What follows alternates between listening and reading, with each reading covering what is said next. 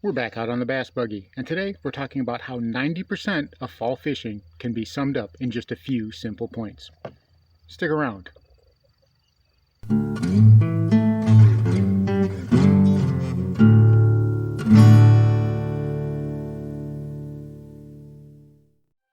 Welcome back to Lowbrow Fishing. And on this Thanksgiving Day, I hope that you are gathered around with loved ones and family, enjoying your feast and experiencing the good times. But today, I wanted to talk about fall fishing and why so many anglers have such a hard time with it. And it's really not that complicated. See, there's only two real things that are keeping many anglers from experiencing success in the fall. First of all, they're making it too complicated. Second of all, they're looking for the wrong thing. You say, looking for the wrong thing? Well, yeah, let me explain myself. I know we're all looking for the bass. That's the primary thing. However, in order to find the bass and catch the bass, you need to be on the lookout for the right things. See, most of the time we'll be out on the lake, we'll be on a boat, and we'll be graphing along, and we're looking for that distinctive hump on our sonar, especially on 2D. You look for that horseshoe shape, and you say, okay, that's where the bass are, time to start fishing. But a lot of times, especially in the fall, that's not the way you want to go about it, because a lot of times you'll just be chasing your tail in circles, never finding anything. What you really need to be focused on is the bait. Find the bait, you find the bass. It's just that simple. You look for bait balls, and a lot of times those bait balls will be located next to humps, or brush piles, or stumps, or laydowns, or other types of structure. You find that, I guarantee you found bass. You may not see them, but they are there. Make some casts. I guarantee you the bass are there, and chances are pretty high you'll end up catching some fish. Well, what if you're fishing from the bank? Well, you see this broken chunk of concrete right here? Well, this is the sort of thing that we're looking for, even from the boat, but especially from the bank. You see how it's baked in the sun. You see how it extends down into the water.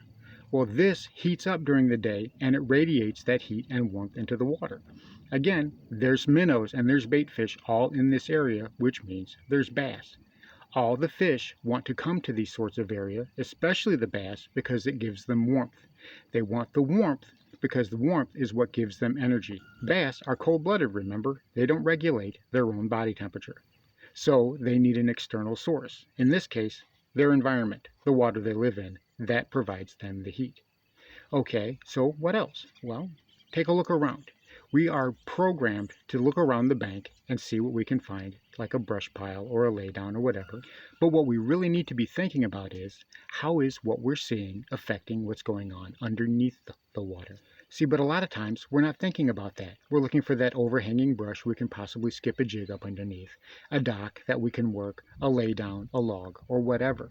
But what we need to think about is the entire structure. We don't need to be just pitching right there at the bank. That log probably extends way out into the water. Work from the tip all the way back to shore. Right now the bass are not in huge schools like they are in summer. Right now they're in smaller wolf packs of 4 or 5 bass that roam. And from time to time they stop and they hold up on points that they find appealing. The trick is finding out where those points are and why they are appealing. See, a buddy of mine, he is fond of saying, and rightly so, you need to find the spot within the spot.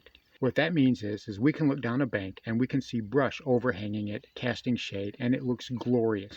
But we can drive ourselves silly trying to locate the bass that are up underneath that with cast after cast.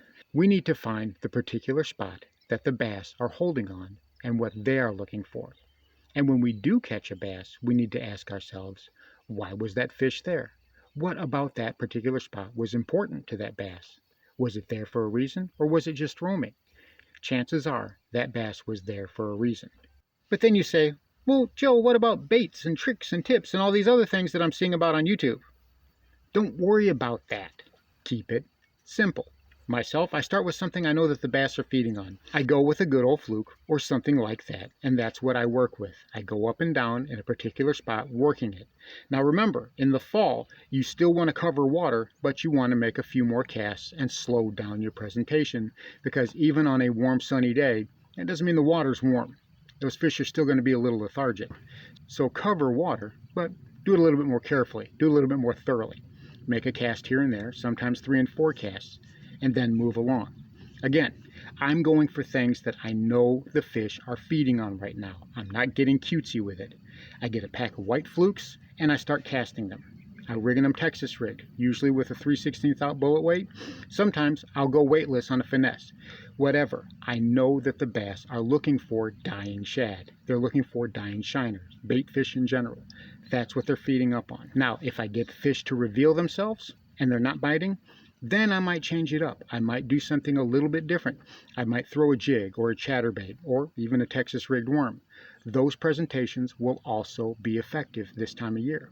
But you don't have to get crazy with it. Keep it simple. Use something that is going to resemble the bait that they're feeding on now.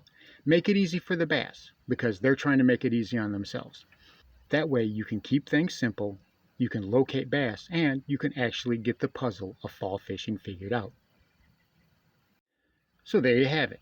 Bass fishing when it gets cold doesn't have to be that complicated. All you have to do, look for the bait fish, keep it simple. Things will pretty much sort themselves out after that. You keep working at it, the puzzle will unravel, and eventually it'll click and you'll have that aha moment. Trust me, you'll get it figured out. And once you do, I have a feeling you'll be like me and say, wow, I love fishing in the fall. Thanks for watching Lowbrow Fishing. We'll catch you in the next one.